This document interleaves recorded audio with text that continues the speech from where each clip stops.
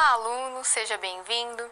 Eu sou a professora Heloísa Bezerra e essa é a nossa quarta e última aula da disciplina Práticas Pedagógicas em Ciências Humanas, Espaço Geográfico, Identidades e Organização Cultural, Social e Política. Então, estamos chegando ao final da nossa disciplina. O que nós, fazendo apenas uma retomada, o que nós verificamos ao longo da nossa disciplina de Práticas Pedagógicas? Maneiras e instrumentos para se trabalhar dentro da sala de aula nas ciências humanas. Verificamos como utilizar as mídias digitais, como realizar análise de livros didáticos, como incluir nas nossas atividades em sala de aula letras de música e também trabalhar com obras literárias, além de diversos exemplos de atividades que nós fomos vendo aí ao longo das nossas aulas. Mas a nossa aula ainda não acabou, temos essa quarta e última aula. Vamos agora para o nosso slide, verificar a apresentação da unidade. Basta uma rápida observação sobre como são utilizadas as informações e como são construídos os argumentos em debates políticos e jurídicos, na imprensa ou nas redes sociais, para perceber que a escola não tem conseguido subsidiar os diferentes sujeitos sociais na discussão de temáticas nas quais a fronteira entre a opinião e o conhecimento são tênues. Essa questão até dá para a gente fazer uma relação com a nossa terceira aula, a questão do conhecer, do opinar. Lembre-se da nossa terceira aula, que tratamos da questão principalmente das redes sociais, das páginas de opinião, em que as pessoas escrevem os seus comentários, muitas vezes, sem ter realmente conhecimento sobre aquele assunto, sem pensar, sem perceber que podem estar ofendendo outras pessoas. Então, cabe aqui também, dentro dessa nossa quarta aula, essa diferença entre opinar e conhecer. Nós vamos conhecer a diferença, então, entre essas duas questões, esses dois pontos. Continuando o nosso slide. Diante disso, um dos desafios das ciências humanas é contribuir para a formação de estudantes, para que estes alunos tenham condições de participar de tais debates utilizando argumentos fundamentados em procedimentos de leitura crítica de diferentes fontes de informação. Também verificamos essa questão de fontes na nossa terceira aula. A questão da fonte do livro didático ou a questão das fontes, das mídias digitais, verificar se aquela informação realmente é verdadeira, se elas não são aquelas fake news, como nós conversamos também na nossa aula. Então, o papel dentro das ciências humanas realmente é fazer com que o aluno tenha uma leitura, tenha primeiramente um conhecimento para participar de um debate fundamentado, que ele não expõe apenas a opinião dele por expor, no achismo, na base do senso comum, mas que ele tenha conhecimento e propriedade para defender aquele ponto, aquele argumento que ele está se propondo em cada situação, em cada fato que ele tem ali a dizer. Continuando. Imagine, vamos então conhecer a nossa situação-problema da aula de hoje.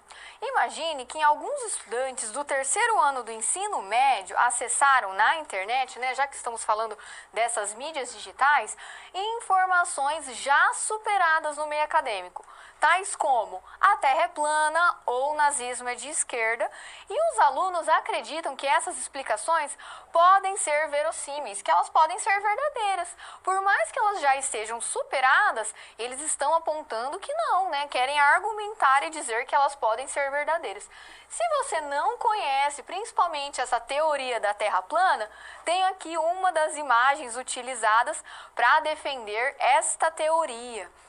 Se você não conhece, você pode fazer até uma pesquisa rápida na internet, não precisa nem se assegurar das fontes aí que você vai verificar, porque nós já sabemos que é uma questão superada, não existe essa questão da teoria da Terra plana, mas para você ficar por dentro, talvez em sala de aula os seus alunos venham defender também essa questão, pelo menos você já vai ter também algum argumento, porque você vai saber do que se trata, para debater com eles. Continuando a nossa situação-problema. O professor precisa planejar aulas expositivas para que os estudantes possam compreender que essas ideias não são verdadeiras e podem ser interpretadas mais como um discurso, né? Essa questão do senso comum mesmo. Algumas pessoas colocaram essa questão na internet, virou... várias pessoas começaram a compartilhar e virou um grande burburinho, né? Vamos assim dizer, né? Várias pessoas começaram a compartilhar e aumentar essa história, essa teoria ou outras questões. Então, nós temos que ajudar este professor nessa atividade de mostrar para os alunos que não é bem assim como eles estão apontando. Continuando.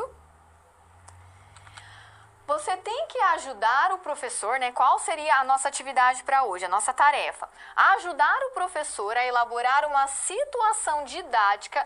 Já adianto que essa situação didática será um seminário, né? Conhece essa atividade aqui? Que permita aos estudantes lidar com mais propriedade com questões metodológicas, como a leitura e a interpretação de diferentes fontes. Essa situação didática deve trabalhar questões em torno das relações entre o ato de opinar e o ato de conhecer. Então, essas aqui são as palavras-chave para a nossa aula de hoje. Continuando a nossa situação-problema, o professor deve ajudar os estudantes a elaborarem seminários em grupo, assim como eu já havia adiantado, em que estudem e debatam questões não consensuais que possam aparecer na sala de aula, de modo a trabalhar semelhanças e diferenças entre o ato de opinar e o ato de conhecer, para que os alunos possam fazer uma leitura crítica de diferentes tipos de fontes de informação, relacionando bem aí com a nossa terceira aula que tratava da questão de fontes, e também para que consigam construir, usar argumentos para defender o ponto, né, nessa questão não consensual. E essa situação didática deve possuir tempo didático previsto, quantidade de aulas, né? Quantas aulas eu preciso dar para que os alunos se preparem, para que eu possa auxiliá-los, para tirarem dúvidas. Então, eu tenho que pensar e programar essa quantidade de aulas. Também devo pensar nos materiais necessários para o desenvolvimento da atividade, na organização da sala de aula e dos alunos, a organização da lousa, caso você, professor, decida utilizar ou os alunos durante a apresentação do seminário. Também vamos pensar no procedimento para a leitura de textos. Se nós vamos precisar conhecer e argumentar, temos que fazer leituras. E os procedimentos para trabalhar com as mídias digitais. Então, principalmente os sites, né, que abordamos também ao longo das nossas aulas. Então, aqui são alguns primeiros pontos para a gente pensar na construção e desenvolvimento deste seminário. Por quê? São alunos do terceiro ano do ensino médio, né? Então, estão aí terminando o ensino médio. Eles têm que se preparar e ter argumentos. Muito provavelmente, muitos vão prestar vestibular, entrar numa universidade, fazer um curso de graduação. Então, o aluno do terceiro ano, ele tem que ter um embasamento teórico e uma condição de argumentação crítica maior. Por isso, trabalhar com o seminário é uma atividade bem interessante para essa série, né? Caso você vá trabalhar com o ensino médio, recomendo. Desde o primeiro ano, de preferência, para que eles consigam ir construindo, se apropriando das atividades, do desenvolvimento mesmo de um seminário, né? Porque muitas vezes eles vão acreditar que é só pegar um papel e ler ele na frente da sala de aula, e não é só isso, né? Eles têm que fazer essa construção teórica também. Continuando o nosso slide, ainda falando do que deve constar nessa preparação. Questões diagnósticas, também falamos muito de questão diagnóstica na nossa primeira aula da disciplina, qual a importância de verificar o conhecimento do aluno, principalmente aqui, o aluno sabe o que é um seminário, né? Quais são as etapas, como ele deve se preparar, então fazer esse levantamento também. E dos conhecimentos prévios e das habilidades relacionadas ao tema e aos procedimentos para a elaboração do seminário.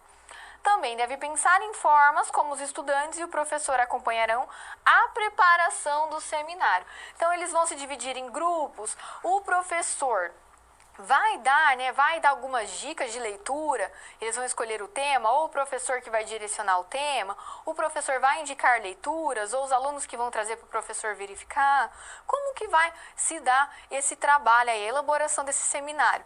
Eles vão dividir o trabalho para depois juntarem. O que você, enquanto professor, se for trabalhar com seminário, já tem que adiantar para os seus alunos que eles não podem dividir, que é muito comum, inclusive, cada um fica com uma parte, chega no dia da apresentação, cada um fala só a sua parte.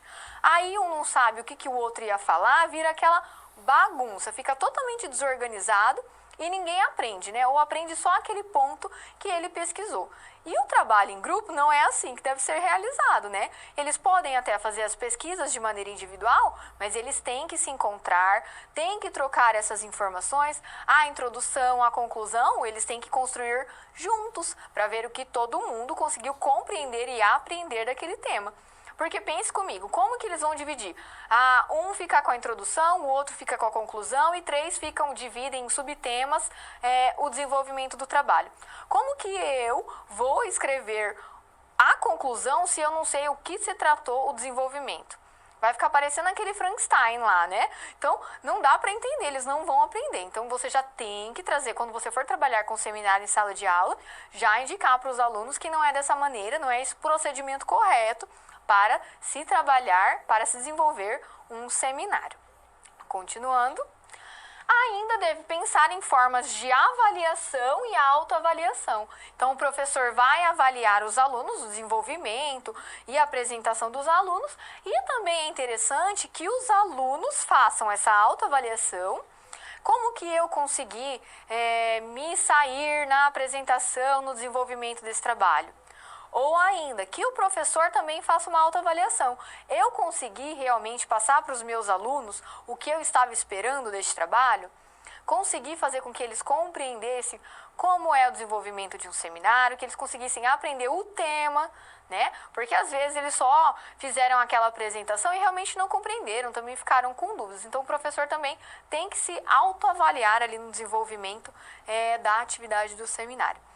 Já que eu estou falando da questão do papel do professor, o que é o seminário, como se dá o desenvolvimento, tenho uma questão para você. Vamos ao slide? Vamos interagir. Durante o período da escola, vamos lembrar lá de quando você estava na escola. Durante o período da escola, você se recorda de ter participado da elaboração e apresentação de seminários em grupo? Então, reflita, pode ser no ensino fundamental, pode ser no ensino médio. Você já participou de algum seminário, apresentação de um seminário? Se sim, em que disciplina essa atividade foi proposta? Geografia, história, matemática, língua portuguesa? Em que disciplina que foi que você realizou esse seminário? E teve algum tema ou algum acontecimento no desenvolvimento, na apresentação deste seminário que foi marcante para você, que ainda hoje você lembra, né? Eu acredito que você tenha participado de algum seminário ao longo dos seus estudos, né? Pode ser que não tenha sido alguma coisa muito marcante, igual uma das questões, mas com certeza você participou. Envie sua contribuição, então, se você já participou de algum seminário, em que disciplina aqui foi esse desenvolvimento dessa atividade e se aconteceu alguma coisa marcante. Retorno já.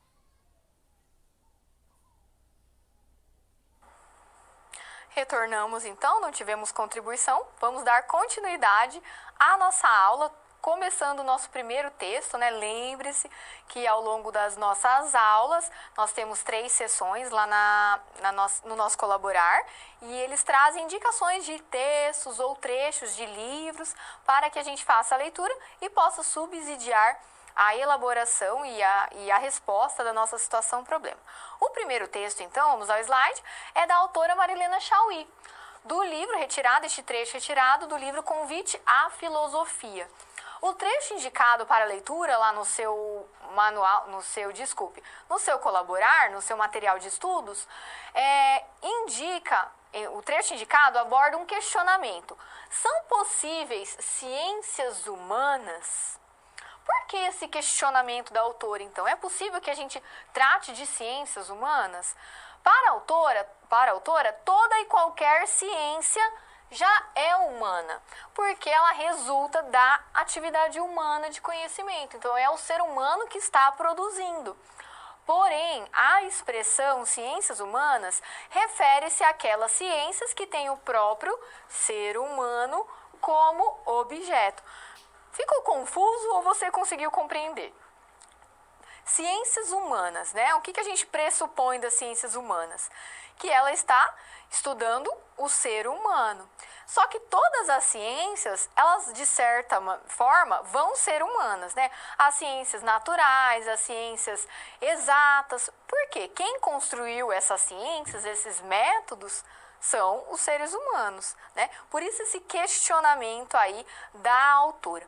Mas tratando então especificamente das ciências humanas, é quando a gente tem o ser humano como objeto de estudo. Continuando.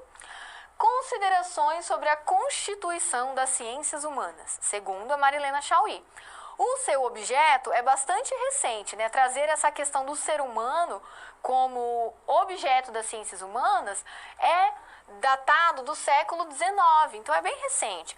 Até este período, o ser humano era estudado apenas pela filosofia.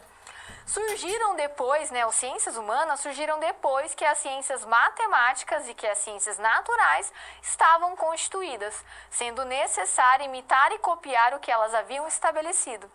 Então, as ciências humanas se apropriaram de conceitos, métodos e também de técnicas propostos pelas ciências da natureza. Então, nós conseguimos observar que as ciências naturais e as ciências exatas, matemáticas, elas antecedem as ciências humanas. Então, se elas já estavam estabelecidas, as ciências humanas, os pensadores, os estudiosos, acabaram se apropriando desses métodos para desenvolver também as suas ciências. Só que esses métodos, de certa maneira, não eram totalmente adequados às ciências humanas. Dentro das ciências biológicas, né, ou das ciências naturais, alguns conteúdos, alguns elementos, alguns métodos até cabem para que a gente possa desenvolver. Porque alguns elementos são parecidos, né? Podemos dizer até que são áreas afins, mas alguns métodos não funcionam tão bem, porque eles também estão ligados à área da matemática, né? A área mais exata. Mas já vamos tratar dessa questão também. Continuando. A utilização de modelos hipotético-indutivos e experimentais de estilo empirista, né, com base em comprovação mesmo, com o objeto humano, trouxe resultados contestáveis e pouco científicos. Por que então, quando eu me aproprio para trabalhar com as ciências humanas desses métodos, modelos hipotético-indutivos, eu tenho esses resultados contestáveis? Quando a gente vai trabalhar a questão de dados, né? Eu vou trabalhar com estatística, questão matemática. Eu tenho aqueles dados, aquelas informações, e eu faço a leitura e interpretação daqueles dados. Só que quando eu tenho o ser humano como objeto, ele é um pouco mais subjetivo, né? Estudar o ser humano é um pouco mais difícil, porque a gente até consegue seguir uma lógica de ação, de pensamento, mas a gente não tem como ter certeza. Se eu pegar uma amostra dentro de uma sociedade, não necessariamente todas as pessoas vão agir, vão pensar da mesma maneira. Por exemplo, está ficando um pouco confuso. o que a gente costuma falar em relação a um assalto, por exemplo? Não reaja a um assalto. Tudo bem, a gente fala, não reaja a um assalto. Mas e na hora do assalto, você sabe como você vai se portar, como você vai agir? Né? Por mais que você tenha aquele conhecimento de não posso reagir, no momento você não sabe qual vai ser a sua reação. Né? Então, eu posso fugir desta regra, diferente ali da ciência matemática, né? Então, o ser humano, ele é subjetivo. Por isso que utilizar aí esses modelos hipotéticos indutivos não correspondem, não funcionam tão bem quanto para as ciências exatas. Continuando. Diante dessas reflexões, cientistas e filósofos passaram a duvidar da possibilidade de uma ciência que tivesse o homem como objeto, né? Por essa questão de subjetividade mesmo. Continuando, três maneiras, a autora Marilena Chauí divide em três maneiras de compreender o ser humano, né? Três períodos, na verdade. O período do humanismo, do século XV até o século XVIII, em que o estudo do ser humano era concentrado como um centro do universo. Então, o ser humano era mais importante. Já no período do positivismo, no século XIX, que foi quando o ser humano realmente passou a ser o objeto de estudo das ciências humanas, nós tivemos o emprego de procedimentos, métodos e técnicas advindas das ciências da natureza.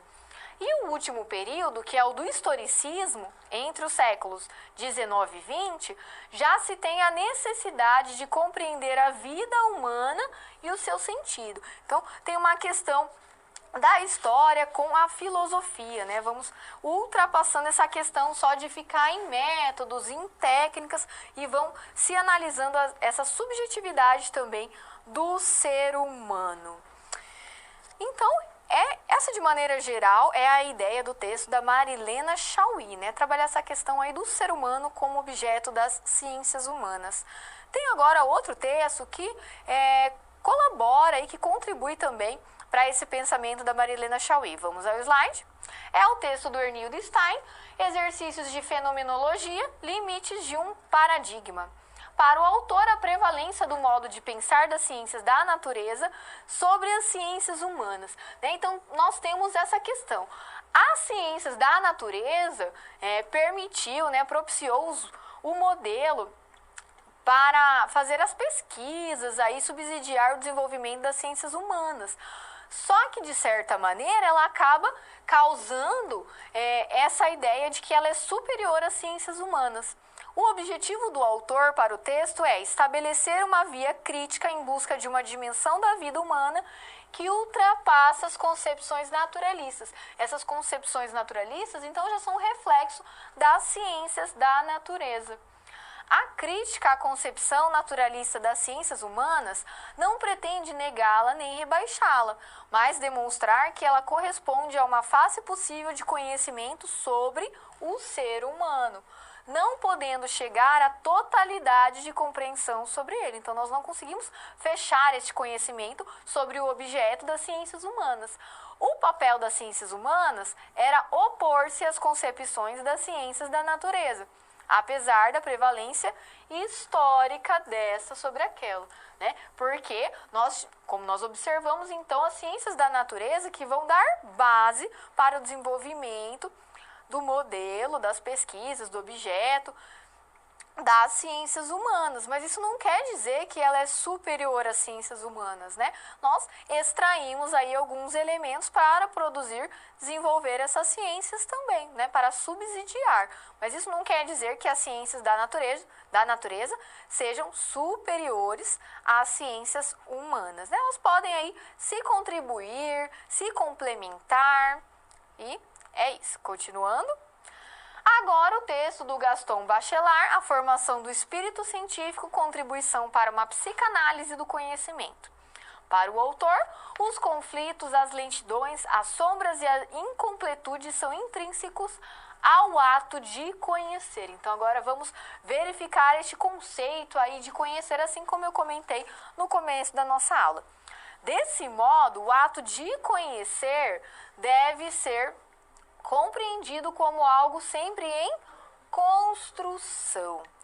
Com certeza tem algum tema, algum assunto que você tenha muito interesse e você sempre pesquisa sobre ele. Não? Sempre tem algum tema, algum assunto que a gente se interessa e acaba pesquisando, se aprofundando mais. Mas a gente sabe tudo sobre esse tema?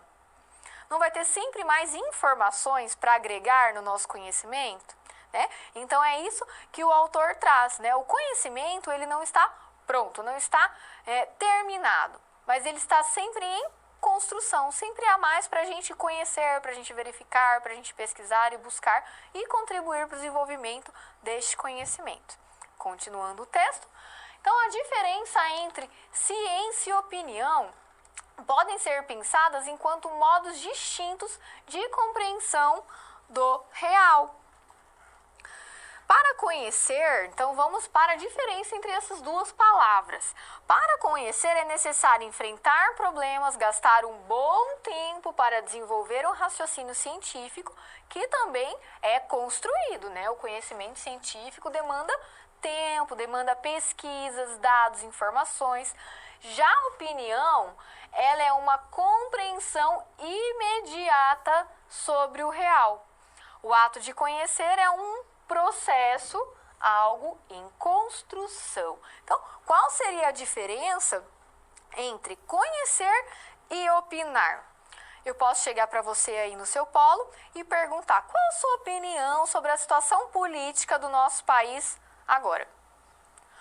Talvez você tenha até algum conhecimento para me responder, para contestar algum ponto que eu também possa te falar, né? E a gente consiga debater este assunto. Mas de pronto, se eu pegar você de surpresa, você vai dar apenas a sua opinião.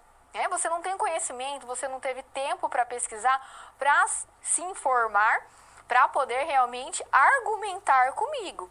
Certo? Então, essa vai ser a diferença e pode ser em diversos assuntos, não necessariamente apenas política, né? Mas eu chego para você e pergunto: qual a sua opinião? Então, você vai ter que me responder de prontidão, no exato momento que eu te perguntei. Você não vai falar: não, calma aí que eu vou ali pesquisar, né? Vou fazer algumas leituras para te responder. Não, a opinião é o de agora. Você vai me responder agora com o que você sabe, diferente do conhecimento. Né? Porque quando a gente vai ler, a gente vai pesquisar, seja aí nas fontes impressas, seja nas mídias digitais, nós vamos precisar de tempo para ler, para refletir, né? Para que a gente consiga construir, então, um argumento. Então, essa é a principal diferença entre conhecer e opinar. Continuando.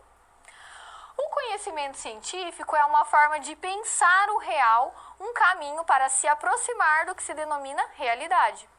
O conhecimento científico não abarca a totalidade da experiência humana na Terra. Também não substitui todos os saberes, mas sim contribui à sua maneira para explicar a realidade. Então a gente não consegue fazer um conhecimento que abarque todas as realidades, né? Mas a gente tenta chegar sempre mais perto, está sempre em construção. Então, acho que deu para compreender aí qual que é a diferença entre opinar e conhecer, né? Pelo menos de maneira geral. Tenho agora mais uma atividade, aguardando a sua participação. Vamos pensar. Como conhecer a diferença entre opinar e conhecer pode afetar o desenvolvimento do seminário proposto aos alunos? Então, nós estamos pensando em como trabalhar com o seminário em sala de aula. Como essa diferença entre opinar e conhecer pode afetar no desenvolvimento do seminário? Aquela questão que eu já falei, né? Cada um pega uma parte e vai apresentar. Então, o aluno vai precisar de tempo para que ele chegue no seminário, na apresentação, e não reflita apenas a opinião dele, mas que ele tenha um conhecimento, um embasamento teórico para defender, para argumentar o tema proposto para o seminário dele. Aguardo já a sua contribuição.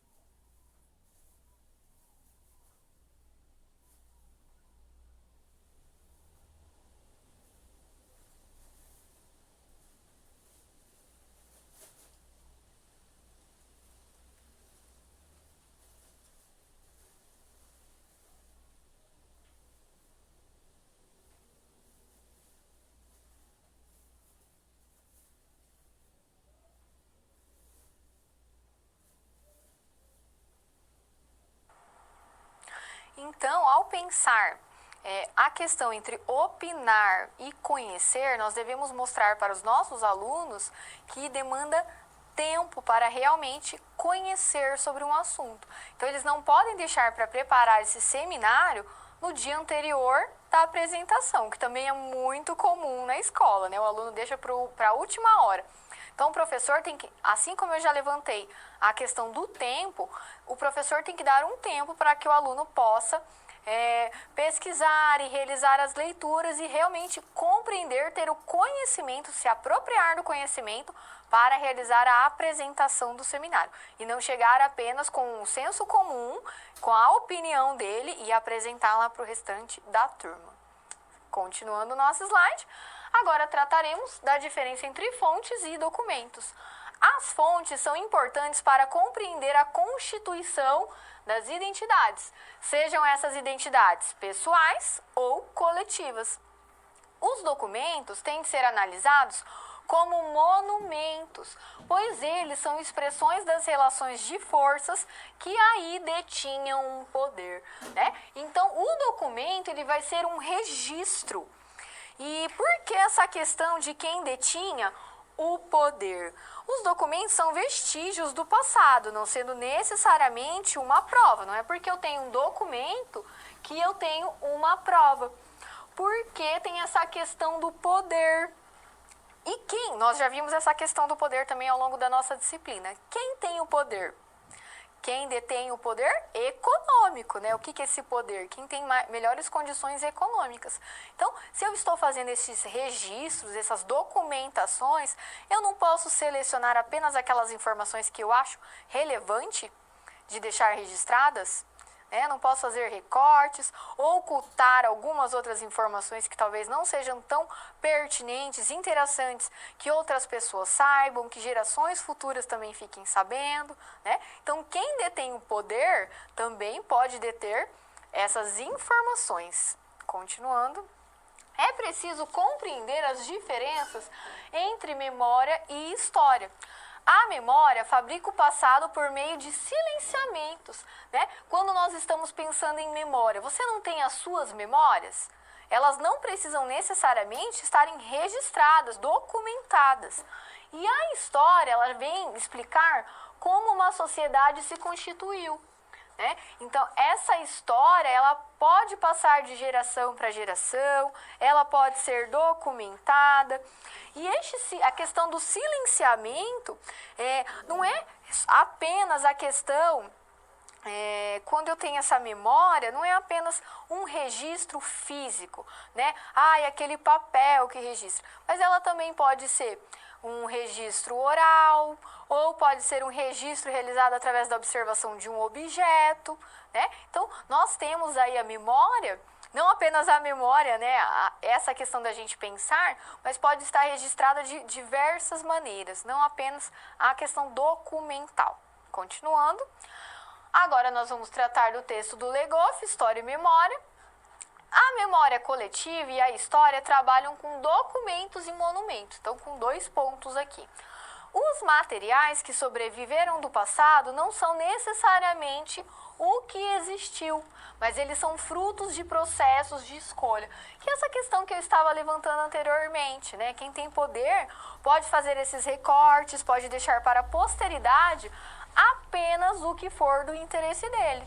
E ressalto ainda um outro ponto nessa questão, mas frutos do processo de escolha. Você se lembra da nossa primeira aula que nós trabalhamos com o texto do Velho Tupinambá? Não era um registro do Jean Delery que foi enviado lá para a Europa do que eles estavam observando aqui nas novas terras? Né? Será que realmente era tudo aquilo que foi registrado, documentado e enviado para a Europa, que chegava a causar lá o espanto e o estranhamento dos europeus com a questão da antropofagia? Será que realmente era toda essa violência, essa agressividade que eles viam aqui, encontravam aqui nos povos? Ou será que eles aumentaram essas informações? Né? Então, tem essa questão. Está registrado? Está registrado. Mas será que realmente é aquilo que aconteceu? né? Então tem esse ponto também, né? Mais uma vez, é o ser humano que está registrando, é o ser humano que está agindo, né? Então nós nunca sabemos se realmente é o real. Continuando. Os materiais da memória se apresentam como monumentos, são heranças do passado e também estão ligadas ao poder de perpetuação, né, de dar sempre a continuidade. E não pode ser a memória, né, enquanto um elemento aí que está guardado, registrado nos nossos cérebros, ela é do indivíduo, ela é própria do indivíduo. Ninguém consegue apagar um registro que está na sua memória, diferente dos papéis, né, que aceitam aí tudo que o ser humano quiser colocar. Mas agora a memória do ser humano não tem como ser apagada. Já os documentos são escolhas do historiador. Elas estão ligadas ao sentido de prova. Isso dentro da teoria positivista, certo? Para o positivismo tem essa relação com a prova, que é do final do século XIX e início do século XX. O documento será o fundamento do fato histórico. A prova histórica é um testemunho escrito. Então, para os positivistas, para ser um documento, para realmente ser uma prova, tinha que ser um testemunho escrito, né? Os documentos aí que nós estamos acostumados, principalmente aqui no nosso país, né? Já para os tempos atuais, os historiadores atuais, não precisam necessariamente deste registro, desse testemunho escrito. Nos dias atuais, o documento é um produto da sociedade que o fabricou, das relações de força que detinham o poder, assim como já comentamos também. Somente a análise do documento enquanto monumento permite à memória coletiva, aquelas informações da sociedade mesmo, recuperá-lo e ao historiador usá-lo cientificamente. Então, aqui para os dias atuais, a questão do documento é muito subjetiva do ser humano. Ele não precisa necessariamente ser um papel, né? Mas ele pode ser uma fonte escrita, pode ser uma fonte visual, uma fonte oral ou material, como ser contado através de objetos, né? O que nós observamos nos museus? Não tem, algumas vezes tem os documentos, né, esses registros, mas nós temos objetos.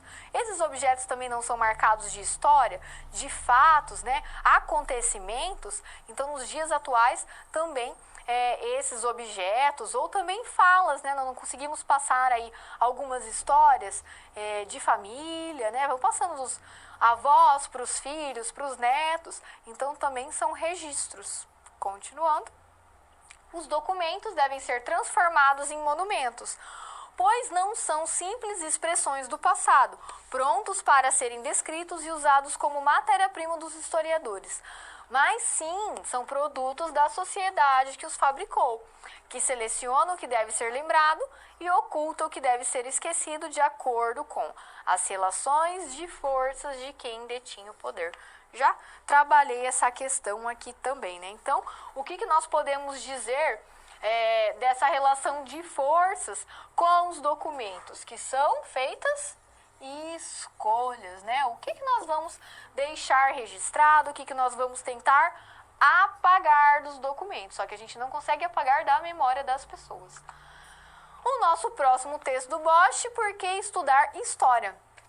A memória tem uma relação direta na construção da história, seja ela pessoal ou coletiva. Ela reconstrói o passado e manipula o presente. A memória e a história se complementam. Porém, recordar não é necessariamente fazer história. Não é porque a gente recorda de dados, de fatos, que nós estamos fazendo história. Mas essa questão da memória e de recordar é um instrumento para essa ciência.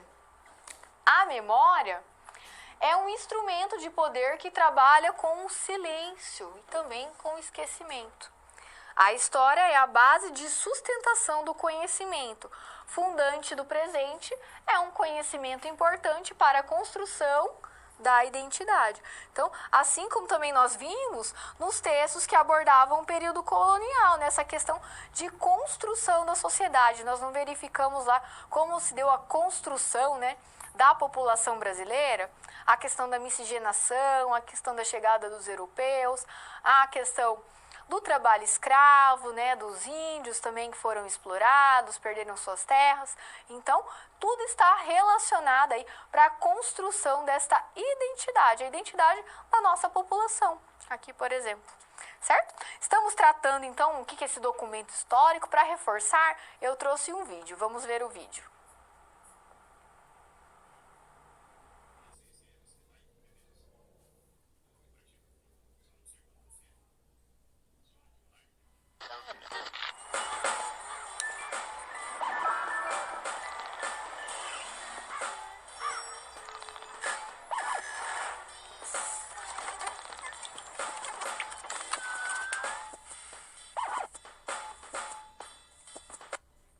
O que é um documento histórico, afinal? A provável primeira resposta que alguém daria a essa questão é de que um documento é uma folha de papel ou várias folhas que compõem uma única fonte e que foi escrito por alguém, possivelmente alguém importante. Ao discutir o que nós consideramos como um documento histórico, nós também discutimos que tipo de memórias devem ou não ser preservadas pela história. Mais ainda, a importância desses documentos está diretamente ligada a como o passado de onde o documento vem dialoga com o nosso presente. Diálogo esse que se inicia no presente. O documento pode ter o seu sentido mudado dependendo de quem faz as perguntas a ele e que perguntas são feitas. Vamos pegar o exemplo que o professor Leandro e a professora Tânia usam no livro, que é o da Carta de Pero Vaz de Caminha, mais precisamente sobre a chegada da frota de Cabral ao Brasil. A carta inicialmente não interessou ao rei de Portugal pela descoberta. O que interessava era a possibilidade de uma rota comercial com as Índias, motivo pelo qual, 8 anos antes, Colombo atravessou o Atlântico. Por mais de 200 anos, a carta ficou trancada na Torre do Tombo, em Portugal,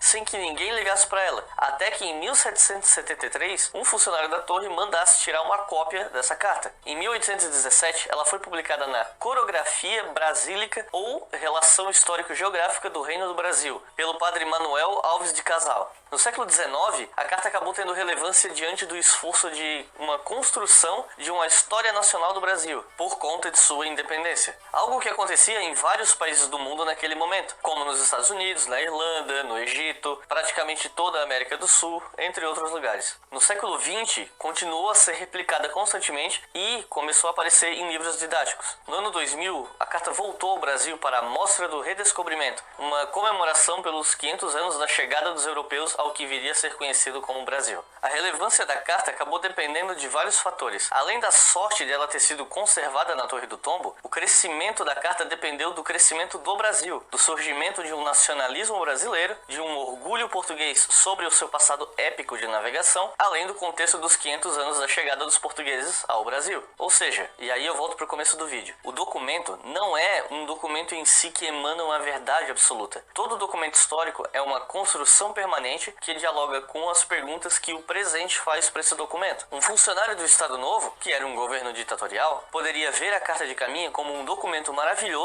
do nascimento do Brasil. E um colega da ditadura salazarista de Portugal, daquele mesmo período, poderia concordar com isso. Mas se um indigenista de hoje, ou seja, alguém que estuda os povos indígenas e os nativos do Brasil, lê essa carta sabendo do resultado da presença portuguesa no continente para os povos originários, pode enxergar o documento como o começo de uma tragédia, como uma certidão de óbito desses povos. Ou seja, ambos os leitores veriam o mesmo documento como importante, mas fariam leituras totalmente diferentes, porque as perguntas que eles fazem aos documentos são diferentes. Ou seja, a Carta de Caminha não é importante por si só, ela é importante na medida que nós estabelecemos um link com o passado através dela. Ela foi considerada fundamental nos últimos 2 séculos, mas poderia voltar a ser esquecida num futuro.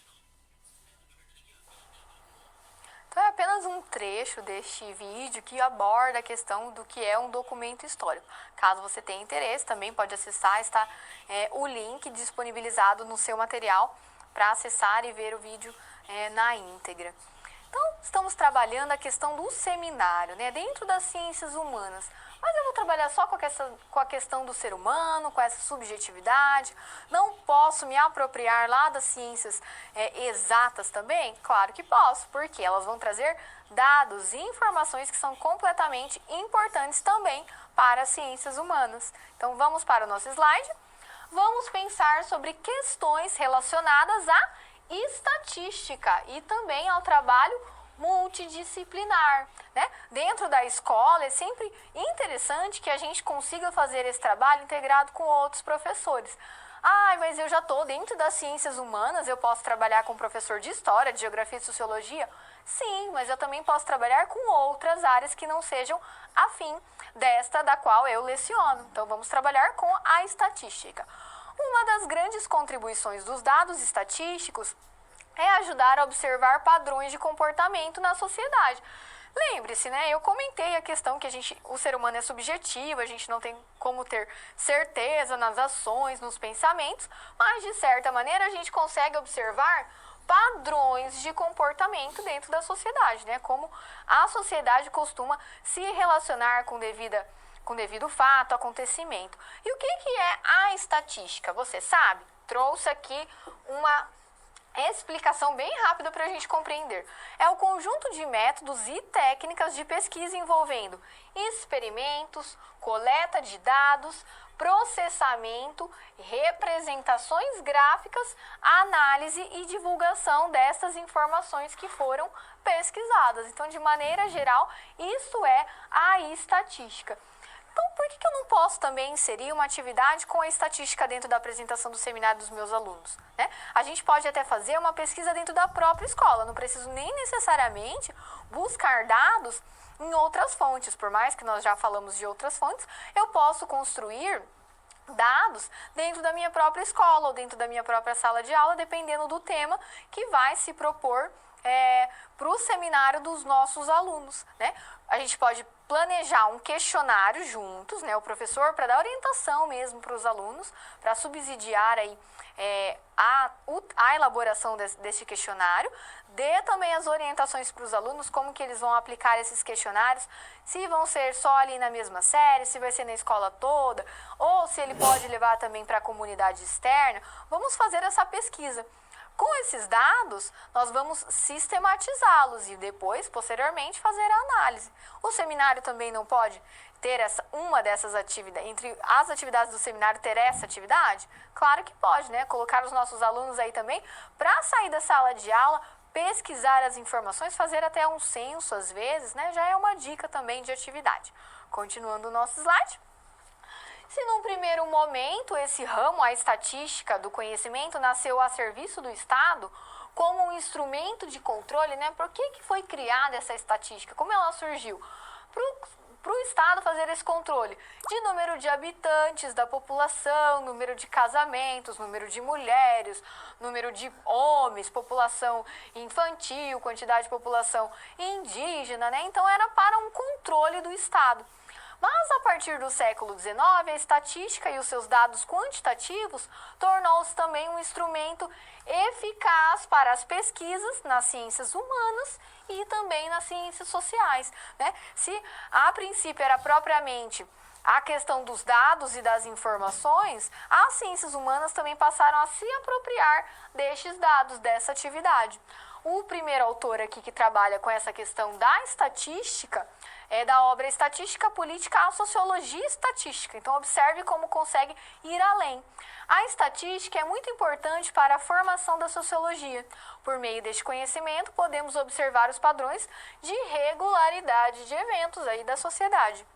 A estatística nasceu como um instrumento do Estado, fundamental para o planejamento e formulação de políticas e de estratégias, né? Pensando então, por que era interessante para o Estado ter esse controle? Ou ainda, né? Por que nós respondemos o censo? É importante para que ele saiba a quantidade de população, por exemplo, infantil em determinado bairro. Vou precisar construir mais uma creche? Vou precisar construir mais uma escola? Ou dependendo da quantidade populacional ali naquela cidade, eu preciso solicitar a construção de mais um hospital ou de uma unidade básica de saúde, né? Então, não é apenas para ter o controle, eu tenho determinada quantidade de população. Não, mas para também construir, criar políticas para dar subsídio aí, ao desenvolvimento, à vivência dessa população. Continuando. Hoje ela se tornou uma ciência da descrição, fonte da informação que serve à ciência do registro, de observação e de análise de fatos. A estatística participa da elaboração do conhecimento do social em razão da necessidade de identificar formas sociais estáveis. Continuando, o próximo texto da Jéssica Josiane Schmidt, Estatística aplicada às ciências sociais na formação docente e nas aulas de sociologia do ensino médio. A estatística, então, associa-se ao desenvolvimento das ciências humanas e sociais no século XIX. A utilização da estatística não desconsidera aí também as análises qualitativas. Não vou ficar apenas meramente nos dados, mas eu também posso fazer análises qualitativas. Durkheim, segundo essa autora, ela analisa aí alguns sociólogos, entre eles Durkheim, que considera a estatística como uma ciência auxiliar da sociologia.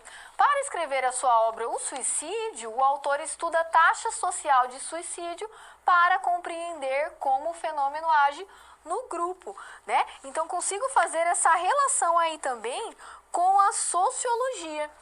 Além do Durkheim, o Max Weber, também sociólogo alemão, também utilizou da estatística em suas análises, nas suas obras.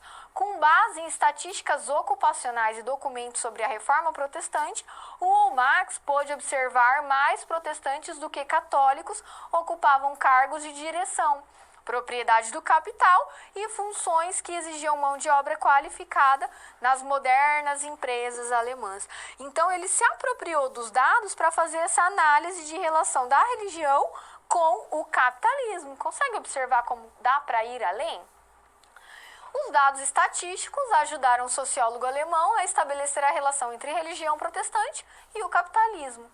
Esses dados são importantes para subsidiar pesquisas qualitativas que têm por objetivo compreender os fenômenos numa escala menor, por meio da qual podemos também perceber melhor como estes se manifestam, né? Então, podemos utilizar a estatística também dentro da escola, assim como eu comentei, para fazer pesquisas e fazer essas análises aí também com os nossos alunos, né? Eu posso usar dados que já estão registrados, que estão aí em diversas fontes? Posso, mas posso construir também.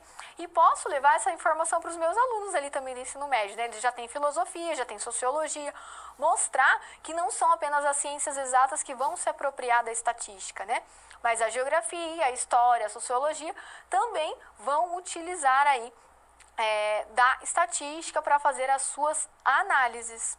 Tenho agora novamente uma pausa para que a gente possa fazer uma interação. Vamos pensar novamente como você poderia sugerir aos alunos que utilizassem a estatística no desenvolvimento do seminário. Então, tenho essa questão para que você pense e reflita. Retorno já.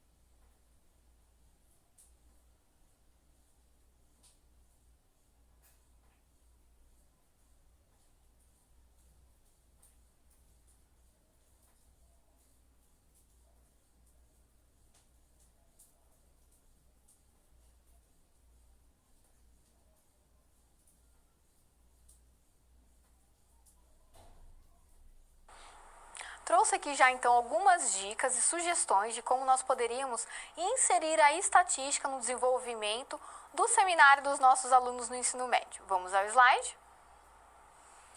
Então, além de sugerir textos aos alunos na elaboração dos seminários, nós podemos sugerir pesquisas em sites tais como IBGE. Você conhece o site do IBGE, já deu uma olhada em que informações, como elas estão estruturadas, divididas lá no site? Também temos os dados do IPEA, Datafolha e Ibope. Esses dois aqui são bem conhecidos principalmente em anos eleitorais, né, que fazem aquelas pesquisas, a fim de perceberem as metodologias de pesquisa empregadas por esses institutos, como as formas de apresentação e interpretação de dados. Então, nós temos diversas empresas, diversos institutos que fazem a coleta de dados e trabalham com dados estatísticos. Mas será que todas essas empresas, esses institutos, trabalham de maneira igual? Utilizam-se da mesma metodologia? Então, a gente também já pode trabalhar isso com os nossos alunos, né? E um grupo pega o dado de uma instituição, o outro de outra instituição. Vamos comparar, principalmente se a gente conseguir os dados sobre o mesmo tema, para fazer essa comparação, né? Que metodologia esse instituto utilizou e o outro utilizou, para que a gente possa fazer essa comparação. Continuando o nosso slide, também é interessante a leitura de reportagens que apresentam e discutem dados estatísticos na construção de suas narrativas. É importante os estudantes perceberem a importância do dado estatístico como uma fonte que auxilia na sustentação e consistência de uma linha de argumentação. Então, se eu tenho esses dados, se eu tenho acesso a esses dados, eu vou conseguir construir uma argumentação melhor. Concorda comigo? Né? Eu não estou simplesmente dando a minha opinião, eu estou alicerçado de dados, de informações. Então, eu consigo argumentar melhor, certo? Continuando.